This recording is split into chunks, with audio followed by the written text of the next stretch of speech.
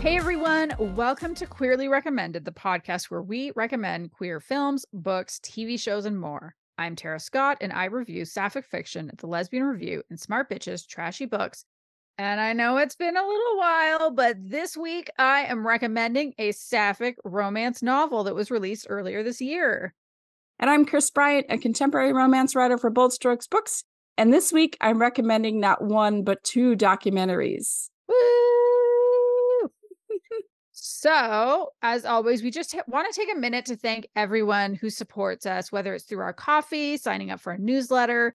We do have links to both in our show notes.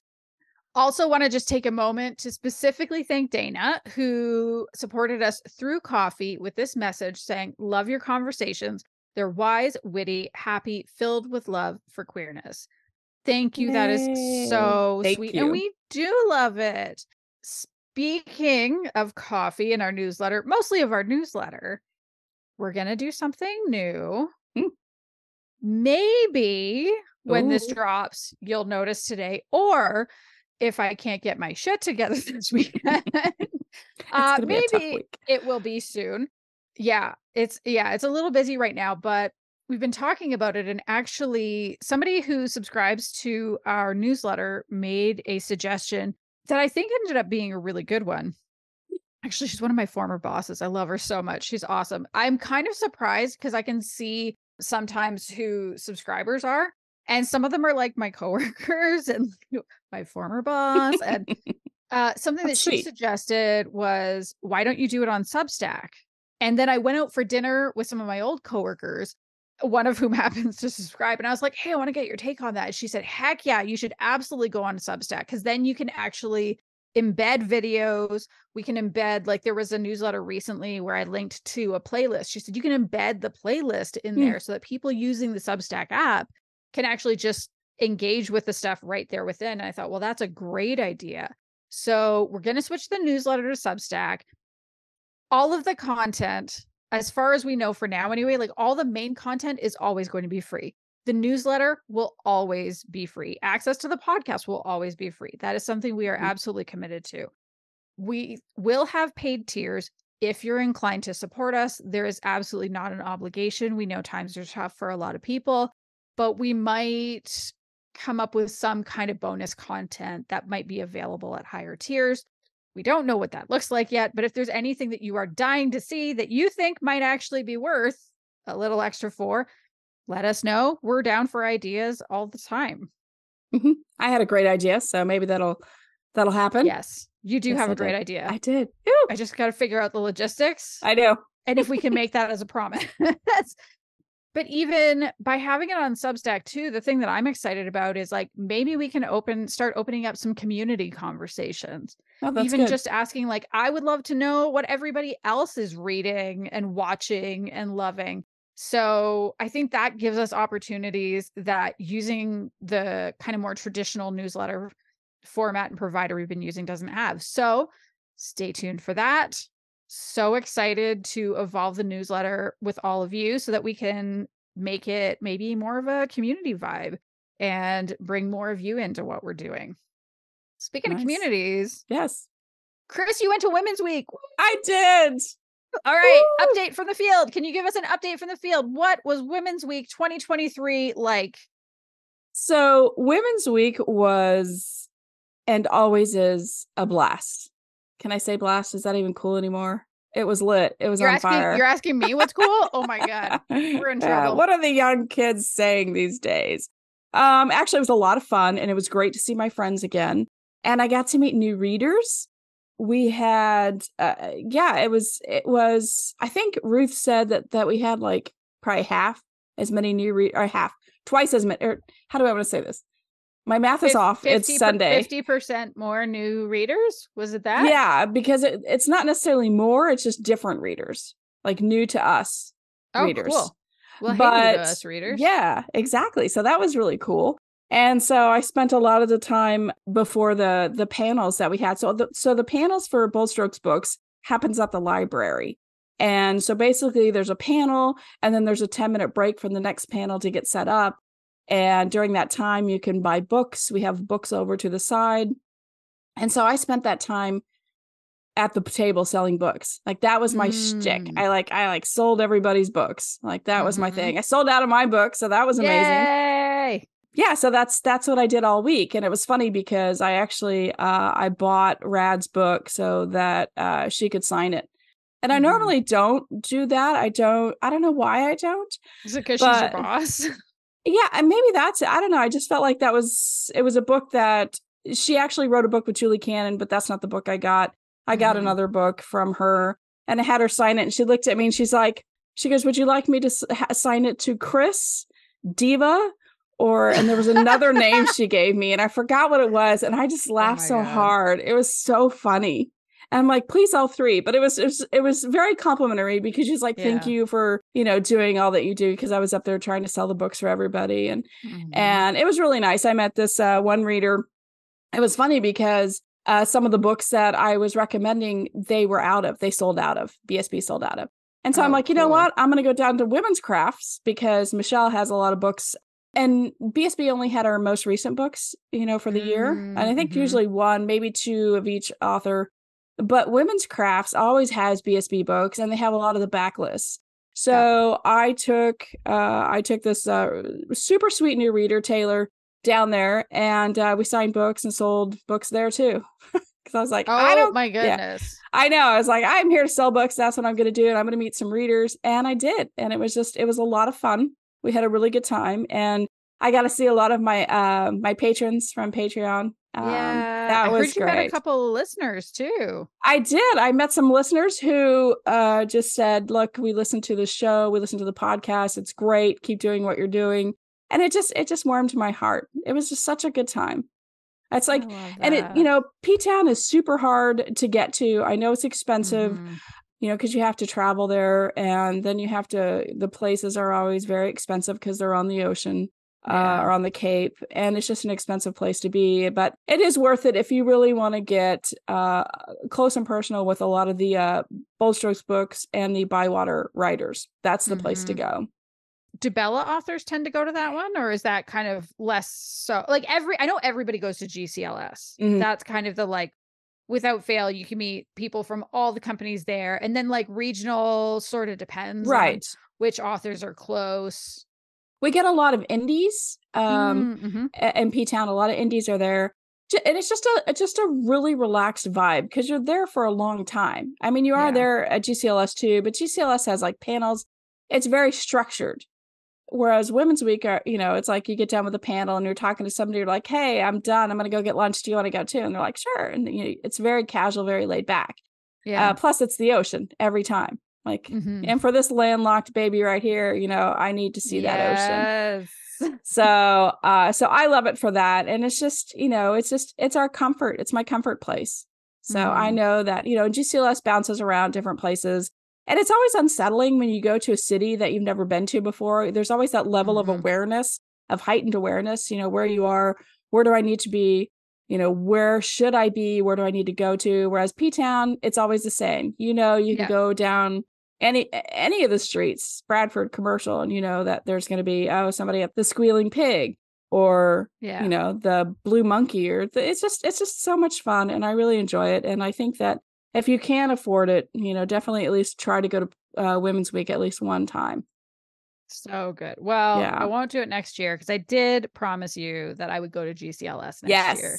Yes. And I'm going to do it. So for people that are trying to figure out where they're going next year, if that is important information to you, that's where I'm planning on being. And we were asked, I don't know, can we talk about it? We were perhaps has been suggested. No details have been nailed down. That we might be able to do something pretty damn cool at GCLS next year. There you go. Yes. And so again, no promises. We have to like work stuff out, but maybe just get a little bit excited. And when we do have more details, we'll share them. Right. You're so good at this. I'm like, it's because I work in marketing in my day job. Right. And I'm like, I'm like directed to the excited. Point. I am excited. I am for sure. Mm-hmm. So I had my fun, but maybe you're going to have some fun coming up. What's going on in your life?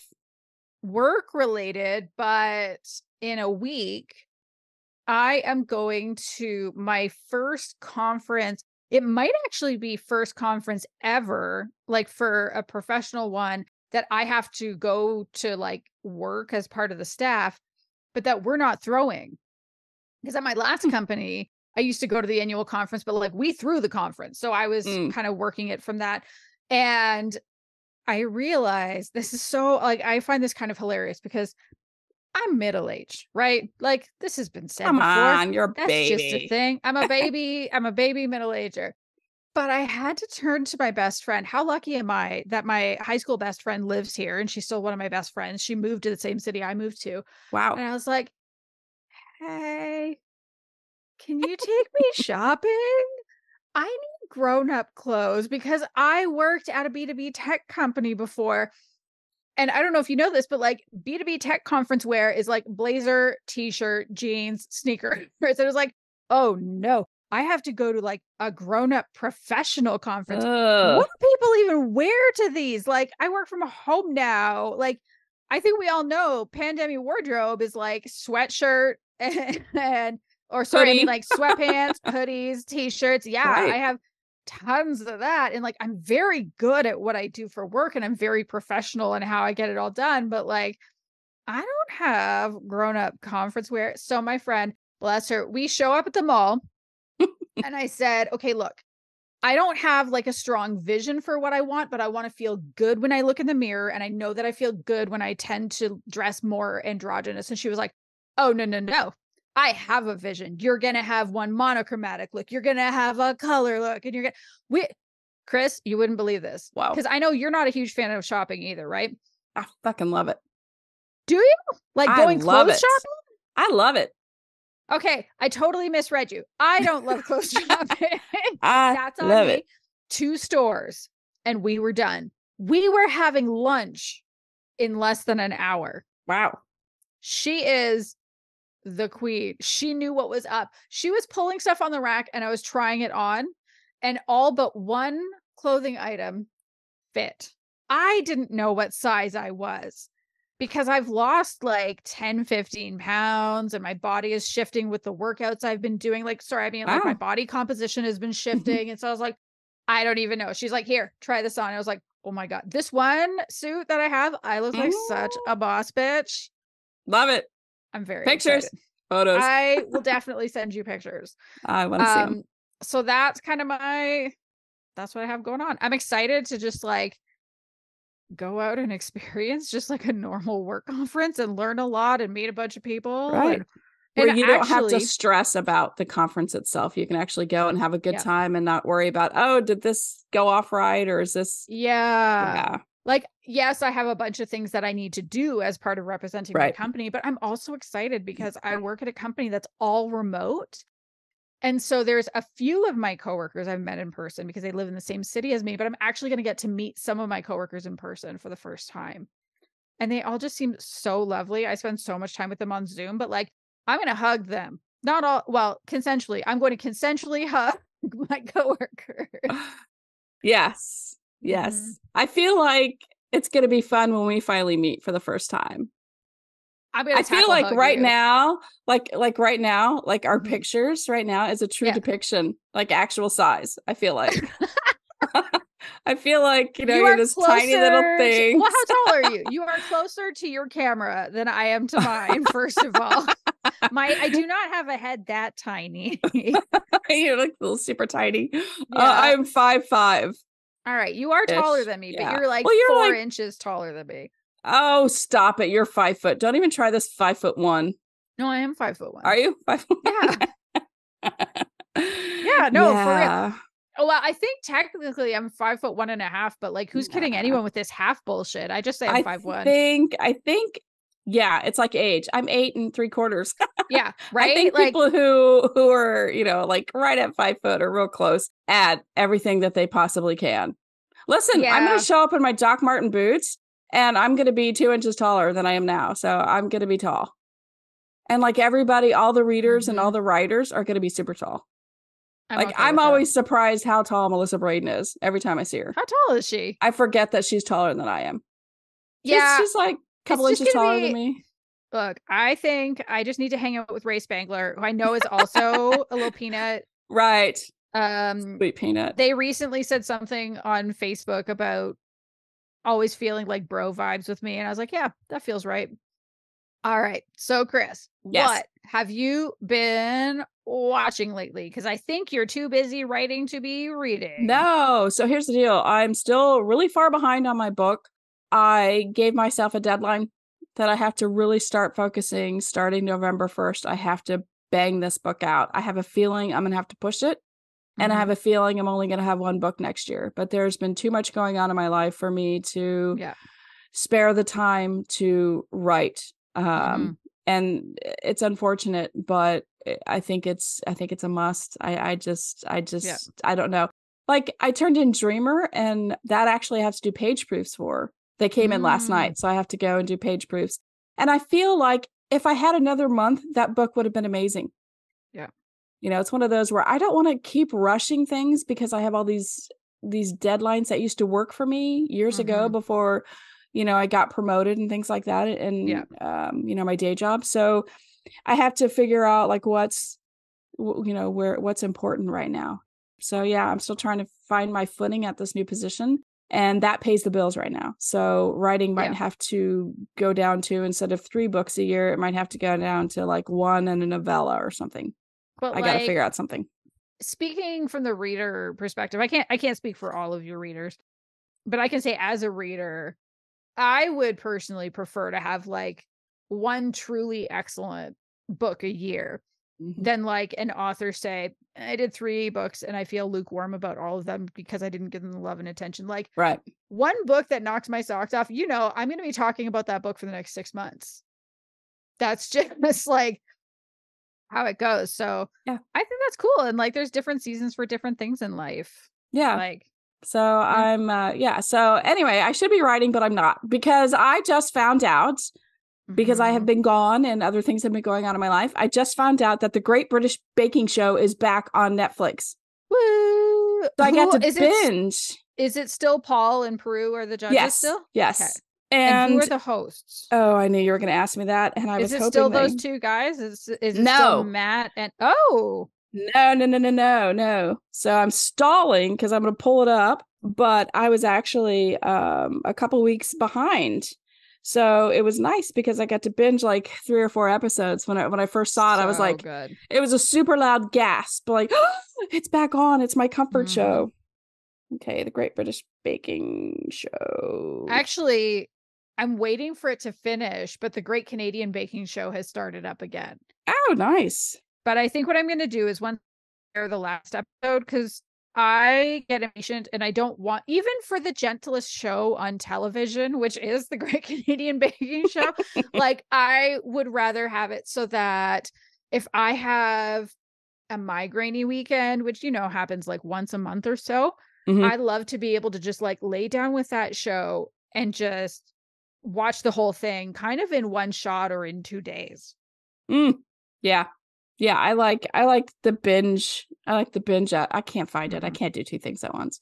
Okay, but okay, so they switched up the hosts. They switched up the hosts. Yeah, they did switch it up, but it's still fun. A lot of fun. And they have a hearing impaired person, and they have a interpreter now. And so they interpret the whole entire time. It's amazing. Oh my goodness. That's so good. And I love her too. Her name is Tasha.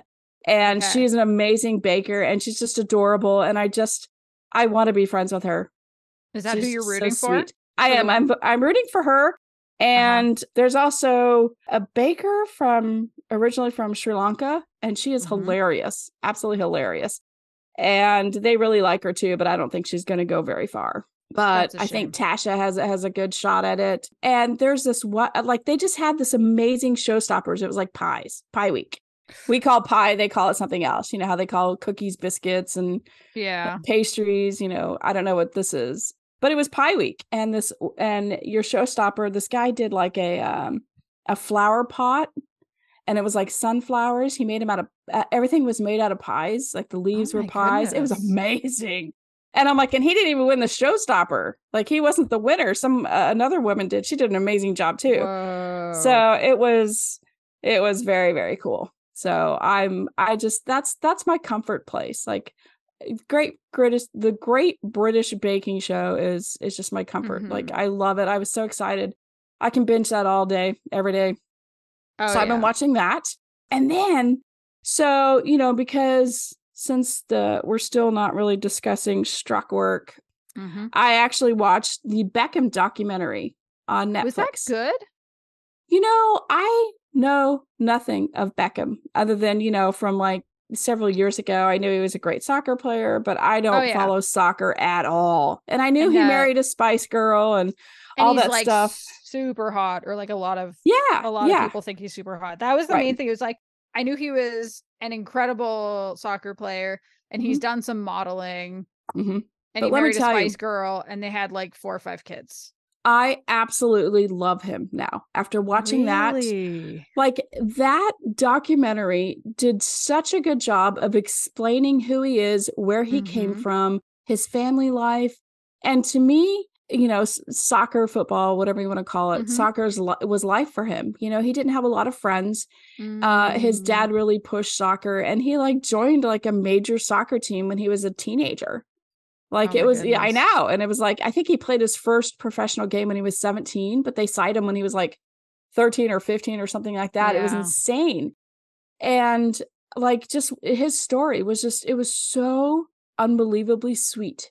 Like, you look at him and you think, yeah, all those cocky things, like, oh, he's good looking, he's a model, he like hangs out with but you know what? Ultimately, all he wanted was, since he didn't have a lot of friends, he just wanted love. And he found it in Victoria. And it was really sweet. He her side of the story and his side of the story, she said he would drive 4 hours just to spend 7 minutes with me when they first started dating. Come on. Yeah. It was like the romantic in me just melted. I melted listening to his story, and it was just, and the only bad thing, and not about him, but to him, like he's had some real shitty managers. Like his managers were just jerks, like the whole time. Yeah. Like it was really, really bad. And he had just such a degree of professionalism, and like nobody really had anything bad to say about him. He was just, family man. And even now, watching him now, like, and he's a cleanie. Like everything, even when he was a kid, everything had to be in its place. Like they interviewed him and they have so many interviews from when like he was not a baby, but like a toddler. They have videos of him when he was a toddler playing soccer, and through his whole life. They have videos of like games when he was 8-10 years old. And then when he went professional, they had like his whole story was fascinating. It's a 4-part series on Netflix, and I do recommend it. I wish it was queer, but I mean, it wasn't. Yeah. But still, it was an amazing story. And I love, like, okay, so here's something that was kind of cool. Like he and Victoria both are like, be who you want to be, love who you want to love. I mean, they just seemed like really cool people, and especially him. Like I would totally be friends with him. Yeah. So that's amazing. Yeah. Okay, that sounds awesome and worth checking out. For sure. I could keep talking about it, but I know we have a whole entire podcast to get through. So yes. And then of course Survivor's back on, and Survivor's always queer. I love it. They always have somebody queer, at least one or two. And so it's kind of fun to see like people struggle. It's fun to see people struggle. Well, people who put themselves in this position, and you see them struggle, and you're just kind of laughing because I'm sure it's hard, but fucking nothing beats Alone Australia. Like that wrapped up. I finished it. Woo. So, I finished it over the weekend. Are you happy with who won? I am. Yes, I am happy with who won. I feel like you're going to go through the same things I did when you went through this, when you go through this season. It's so funny. The way you talk about it, usually you're like, I'm going to do it in ways so it's not spoilery, but you're not going to watch it. So I'll give a little more detail. But now that I'm watching, like, you can't even give that much. I know. I'm just saying, like, I love that you're going to go through the exact same thing I did. Like, you're going to watch it going, why would anybody fucking go there? Oh my God.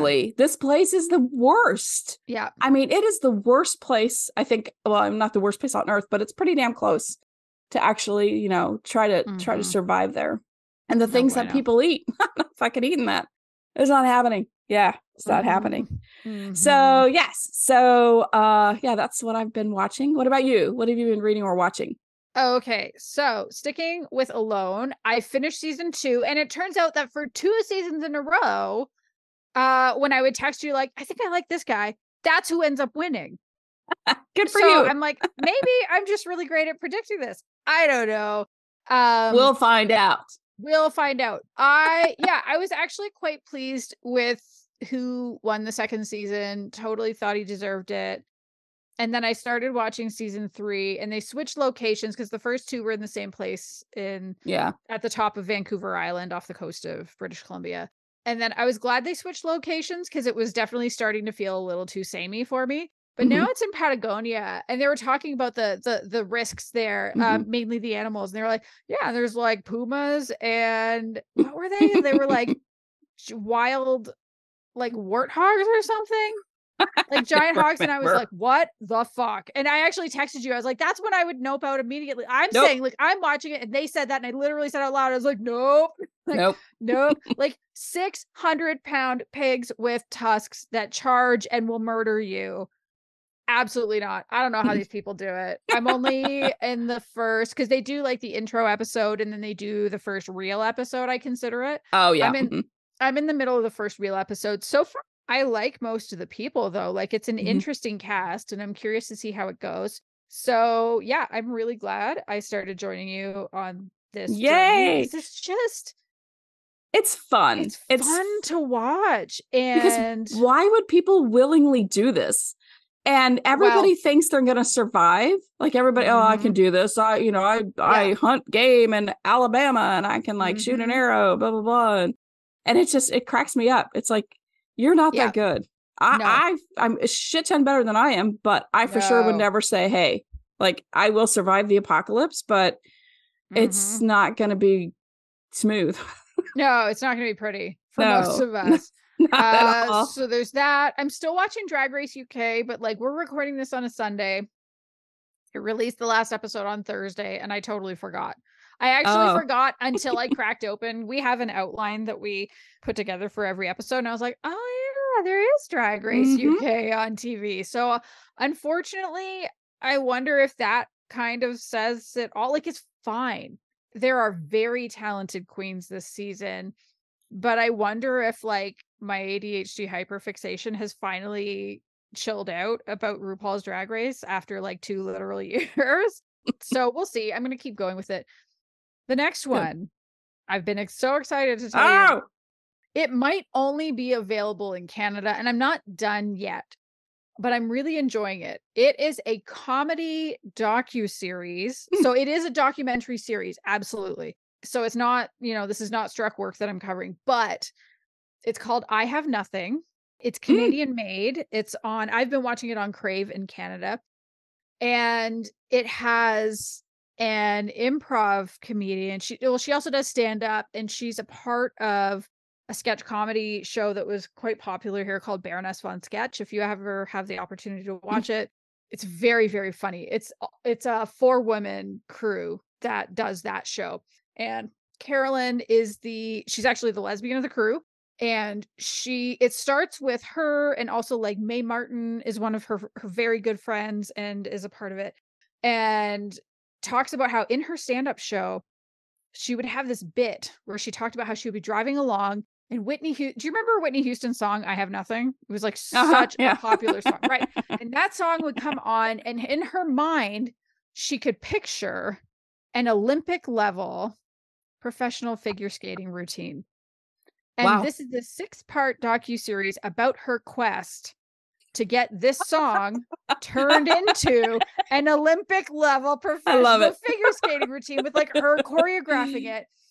I think it's safe to say who actually I don't think it's that big of a spoiler to say who it is that ends up performing it, because they've been doing the promo too. Do you remember Ekaterina Gordieva? She was a pairs skater with her husband, Sergei Grinkov. And he died. He was like 28. He was like 28. He had a heart attack, or like something happened with his heart. And so it was this big deal. Like, she wrote a book about him and all that. But it's her and her current husband, David Pelletier, who was also a Paris figure skater for Canada. I was obsessed obsessed with her when I was in high school. Really? I'm looking her up now. Well, like I was obsessed with the two of them because like when I was in high school, I loved figure skating. That was my thing that I would always watch at the Olympics. That was when it was like Christy Yamaguchi and Nancy Kerrigan and like that kind of era was when like figure skating was so fucking cool. And so like I'm watching this and it was just this like surreal, what is happening? I love this so much. I have no excuse for why I haven't finished it yet, other than I started watching season 3 of Alone. I will finish it, but it's such a wild premise. And it's such, like, it feels like such a weirdly specific premise. And I actually think that's what makes this series sing. And one of the things I really appreciate about it is that, you know, as Carolyn is going about doing this, they don't only show the good sides of her. They actually also show when she's being extremely difficult with her team. And I like that they show some of those like not awesome moments because it's a reminder that like, yeah, as we're going about a goal, we're not always great to the people around us. Like it's really hard. It can test who you like to present to the world most of the time. And you get to hear the song I Have Nothing quite a lot, of course. Because... yeah, I'll be singing it all night. And then related, I just want to give a real short plug, not that they need it, but for the Handsome podcast. Like I said, Mae Martin is in I Have Nothing. Mae Martin is also one of the 3 hosts of the Handsome podcast with Tig Notaro and Fortune Feimster. So extremely, extremely queer podcast. And it's just like them shooting the shit for most of it. But each episode, there's a clip of some other celebrity asking them a question. And then they all discuss. And it's usually somebody that like one of them is working with.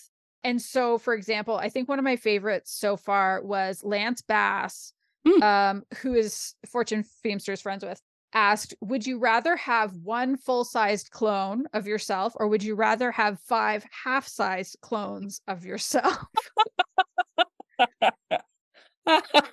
Full size.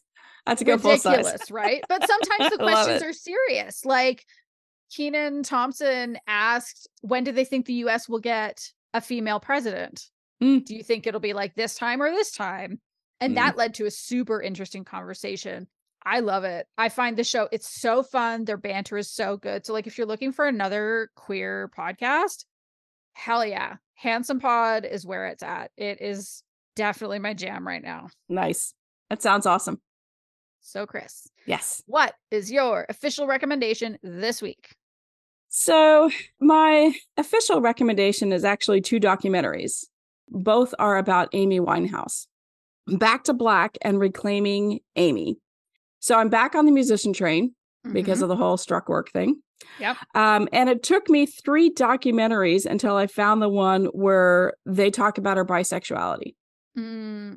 So I knew like at the time, you know, we kind of knew Amy Winehouse because of her big breakout song, you know, Rehab. Yeah. So I thought, well, I'm pretty sure there's something I read at some point that she is queer. So I'm like, okay, I will go ahead and learn everything I want to learn about Amy Winehouse, because I always like to see a musician's journey to where they get, you know, because we have so many musicians in this world and, you know, only a certain amount are going to make it, you know, and we have people who are way more talented than the people who are successful, but they're not successful because they didn't get their chance or whatever the case may be. So I went ahead and I said, okay, I'm going to do this. So I started this one documentary. And it was really horribly filmed. It was just bad. Oh, no. Yeah. And so, but it offered a lot of good information. So I quit halfway through because it wasn't really talking about, like, I wanted a whole thing about Amy Winehouse. I didn't just want one thing about her. Like the first one, it started it and it was kind of cool because it talked about her kind of quote unquote rise to fame. And then I was like, well, this doesn't really talk about everything. So I was trying to find the everything documentaries. So I had to go through several. So I started Back to Black, which is a documentary about her breakout album. Get this. She only had 2 albums.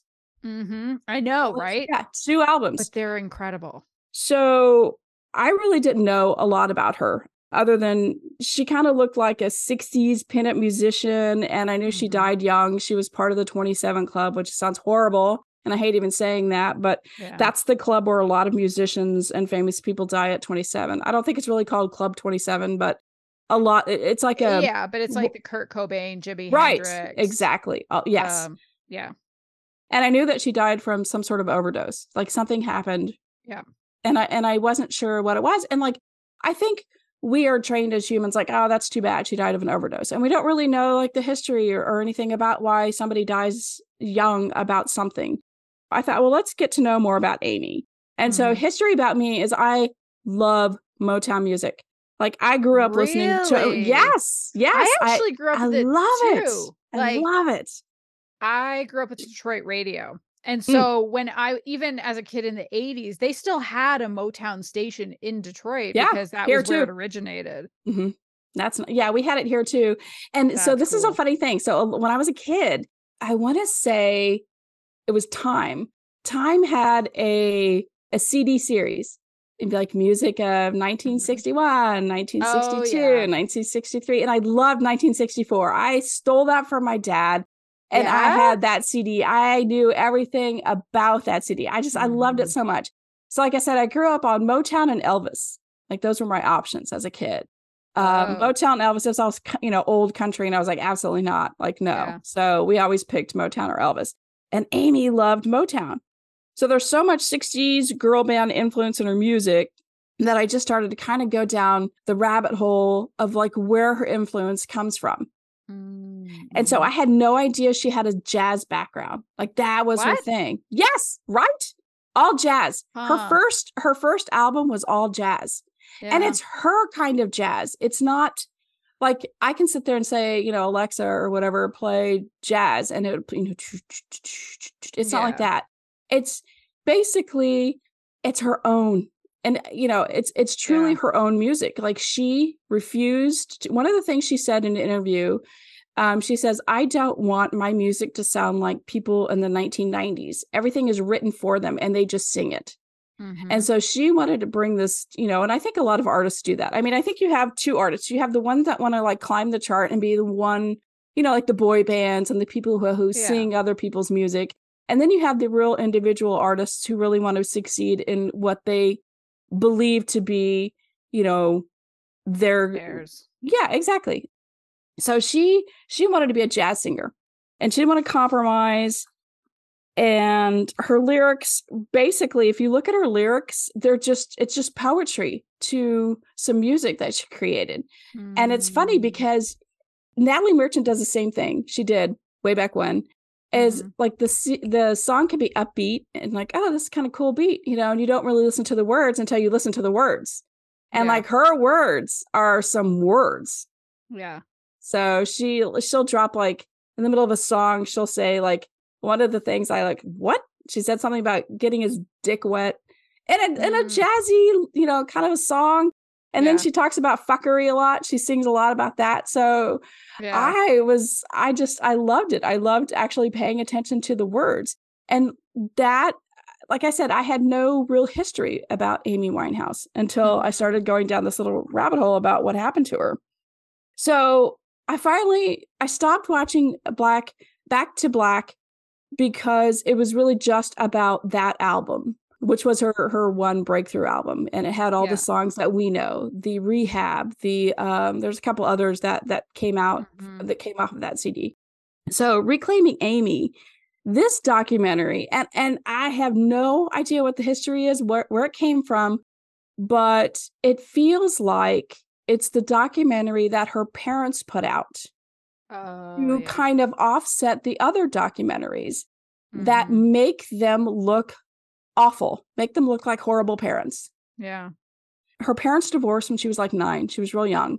And she even said in several of the documentaries that I watched, she's like, well, this is, I didn't mind it so much because I had free reign to do whatever I wanted because I knew that my mom couldn't control me. And that's like all kids and teenagers. Everybody is like that. So, she could get away with basically murder and nobody could stop her. Her mom had no control over her. And her dad was never around. And even before he left the house, even then he wasn't really participating in the kids' lives. Yeah, he had checked out. So her mom, so get this. Yeah. Her mother I'm going to try to be nice here because I know her mom's going through some stuff now. But Amy told her mother, hey, Mom, I found the perfect diet. I can eat anything I want and I just puke it up. Ugh.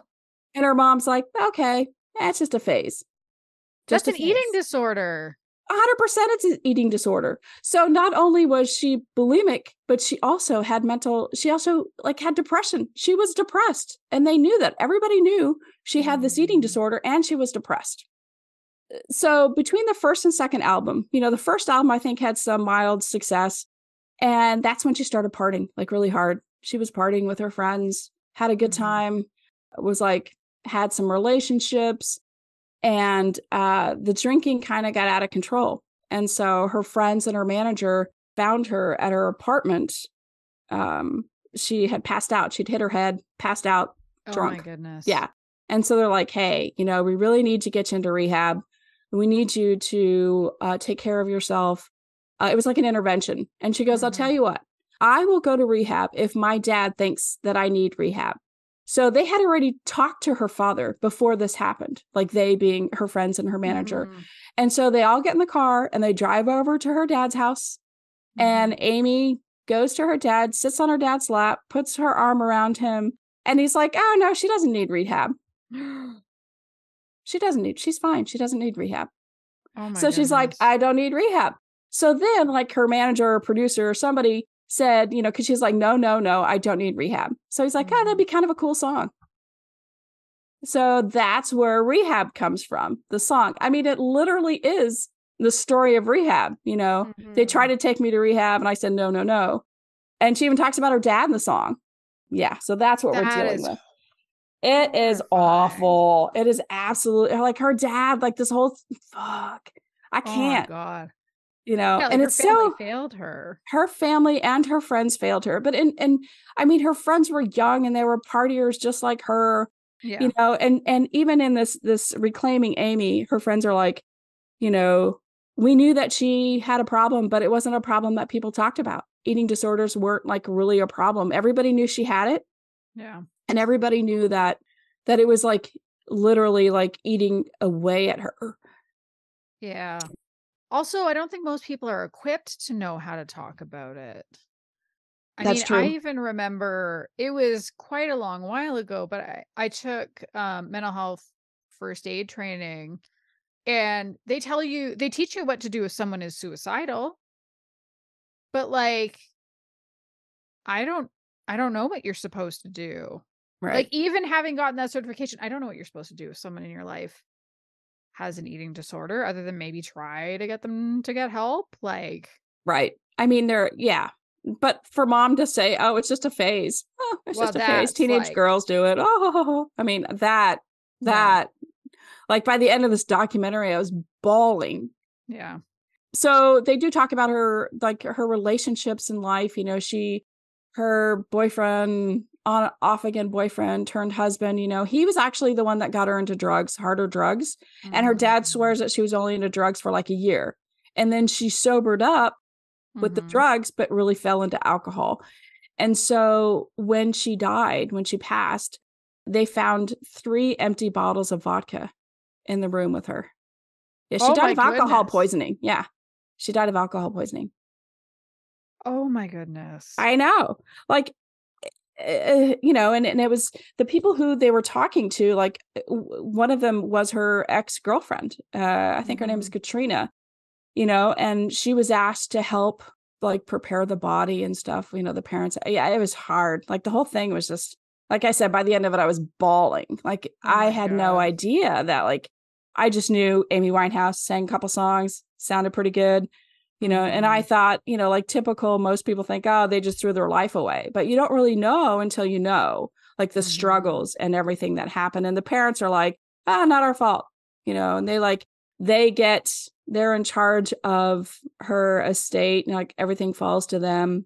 And the good news out of all of this is that they did open an Amy Winehouse Foundation to help people with mental health problems. And one of the patients there, I guess it would be a patient, she said that mental health and addiction go hand in hand. and that has to be addressed. They both have to be addressed, but you can't just say you have alcoholism, but there's some mental health issues with that. And she said, and if it wasn't for this foundation, I wouldn't be here. So there is some good that comes out of it, but I feel like this documentary was really the parents and the friends trying to save face, more or less. So it doesn't sound like they did the best job. They really didn't. But the problem is, and if you were just to watch Reclaiming Amy, you'd be like, oh my God, poor them. I feel so bad for them. But I actually had watched several other documentaries ahead of this, to make me realize where her mom said this kind of stuff. But that isn't in this documentary. But I think that is important to see, because then you see the girlfriend. Like, she is not mentioned in the other two documentaries. They just talk about her tumultuous relationship with this Blake guy, and just how he seemed to be like a real gentleman, but he was actually very destructive.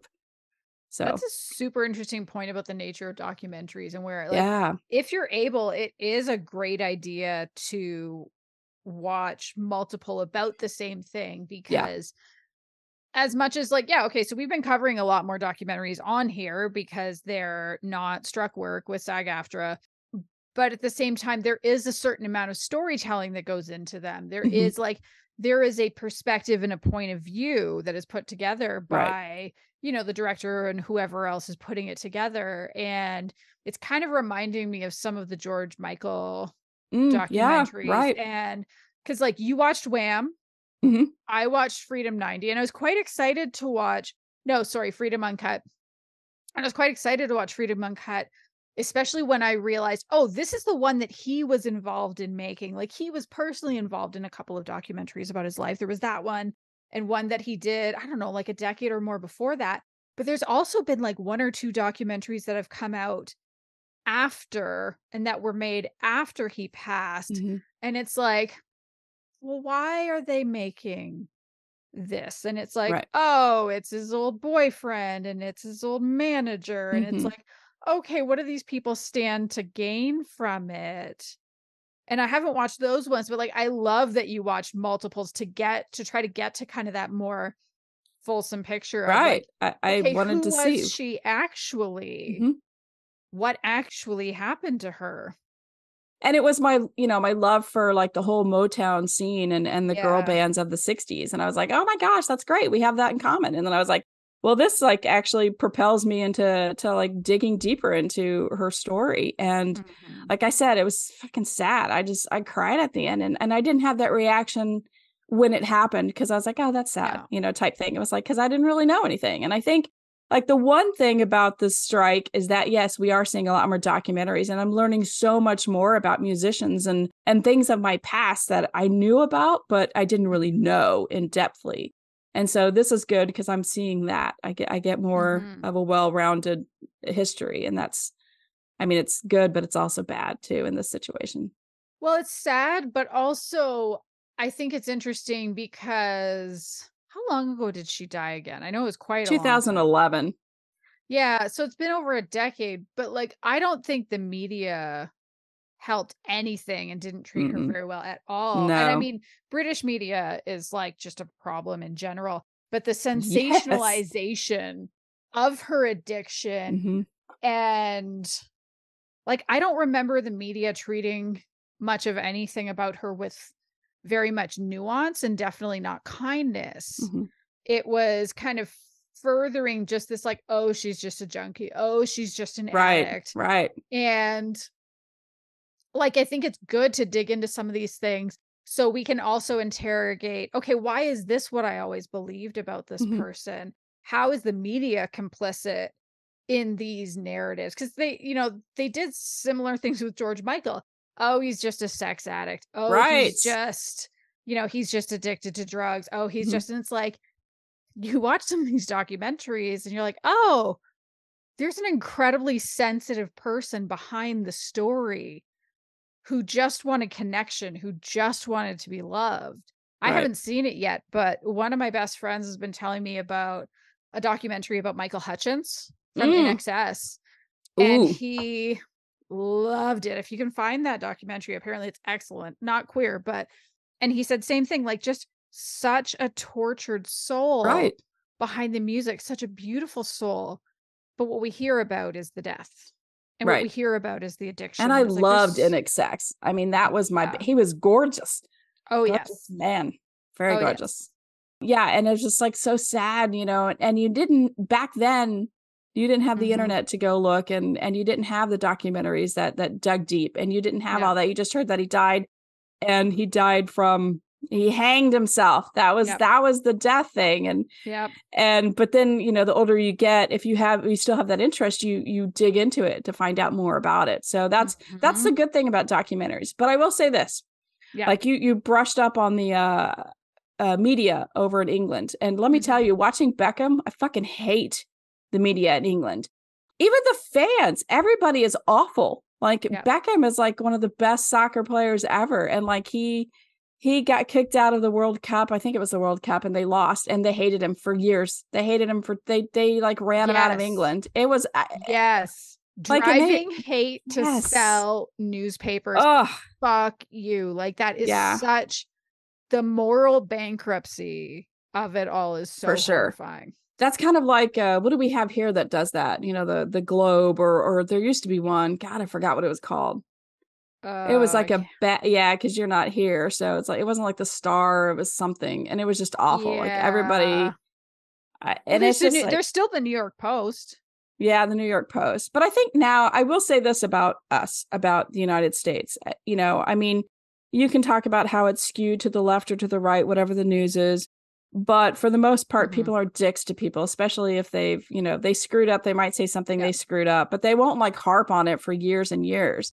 And that's what England did, especially during, like, I can't go to London now because, anyway, that's a whole different topic. So I think that's the good thing about the U.S. media attention span. I think actually kind of like works in favor. Right. Exactly. Like in a week from now, nobody's going to care about what massively just happened, you know, something. And then like a week later, it's gone. It's old news. So that's the good news about it. But my goodness. Okay. So enough about this. What about you? What is your official recommendation this week? Okay. My official recommendation this week is An Acquired Taste by Sherry Ritz. It is just this super sweet, lovely, gentle, not at all angsty sapphic romance. And I think, you know, we deliberately don't get into what's all the horrible and scary shit in the world on this podcast. We want this to be joyful. But I think if, you know, it's a hard time right now, and if you just want something sweet to sink into, this is such a good choice. Nice.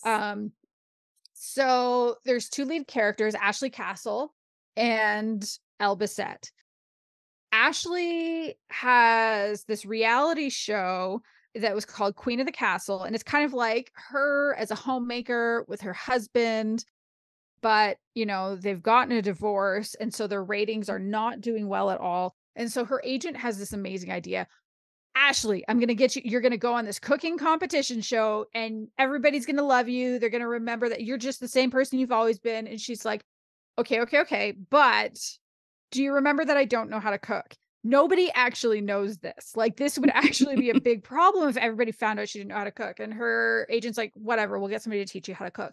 But it's kind of like, can this help her retain this TV show now that, because she's also like, she's come out publicly. She is an out and proud lesbian now. So what can she do?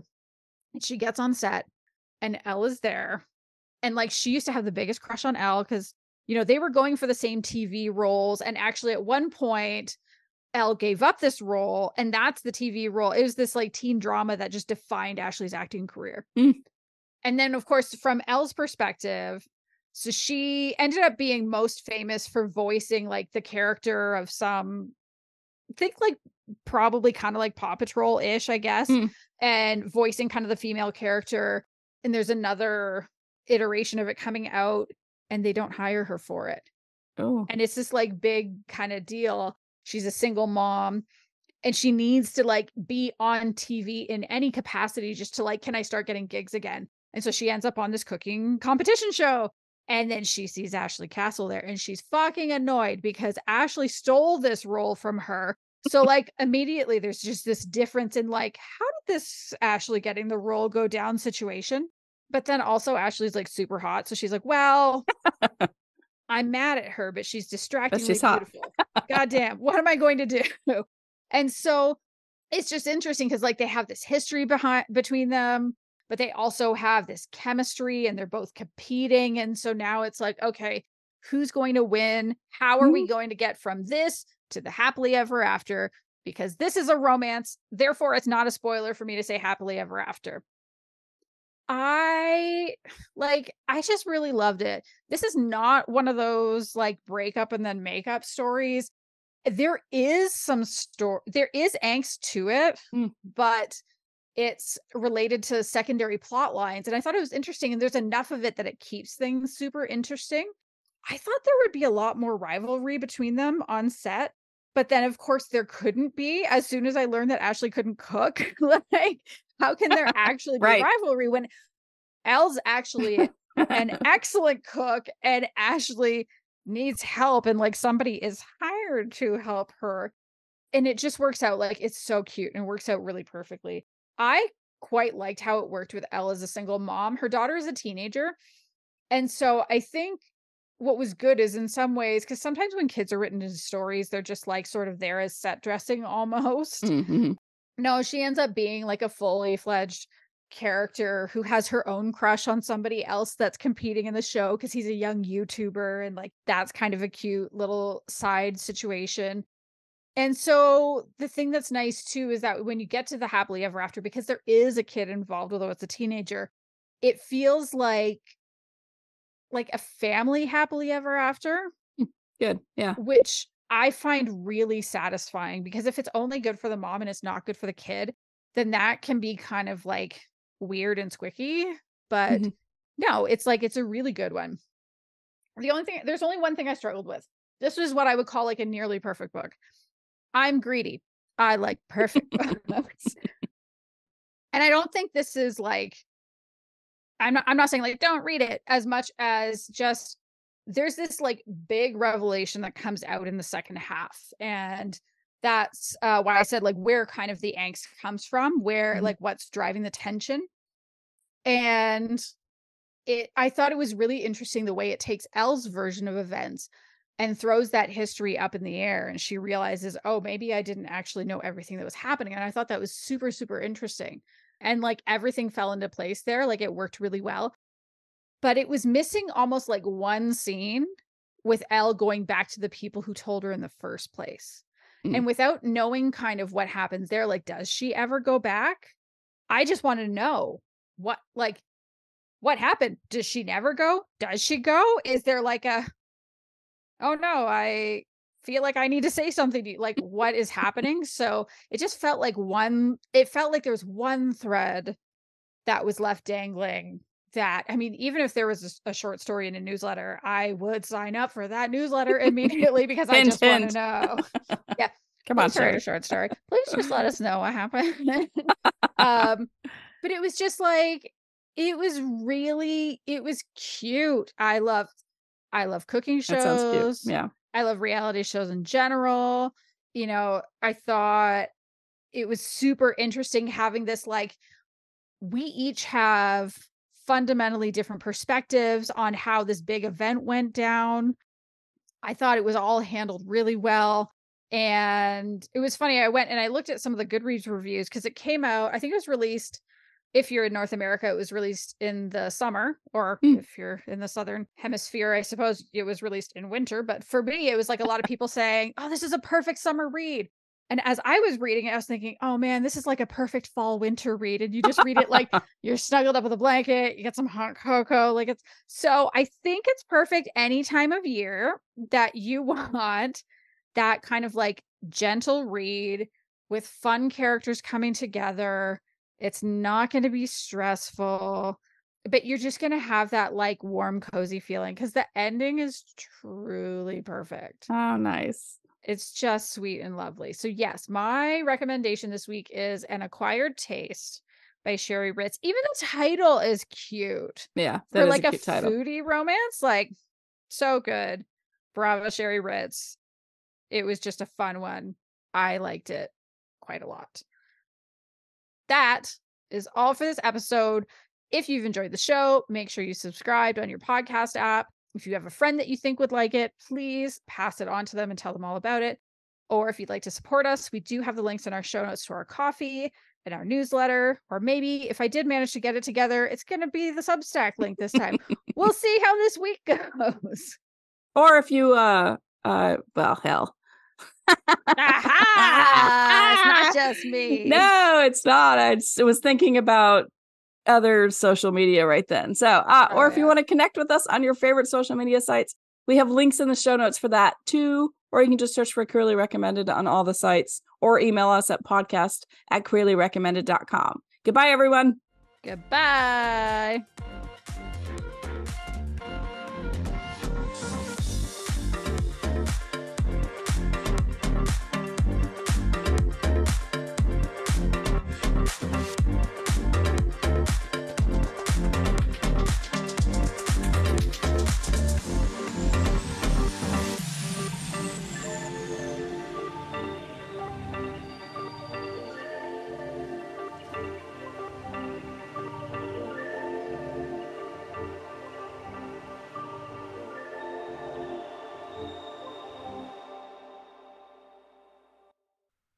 Also want to take a moment to give an extra special thanks to Dana, who supported us on Coffee with this note that said, love your conversations. They're wise, witty, happy, filled with love for...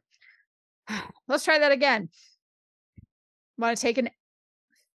Let's try again. And it's going to be an outtake. No. For real, if this is an God damn. Yeah. I'm gonna take a drink. You sound like me. I'm gonna take a drink. This is so bad. Take a For shot. real though, if this is an outtake, Dana, we really are grateful. I just can't talk today. I don't know what's happening. That's hilarious. This is embarrassing. Maybe I'm getting sick too. One of my kids is sick. Oh, jeez. I know, right? Well, I mean, kids are germ buckets. It's fine.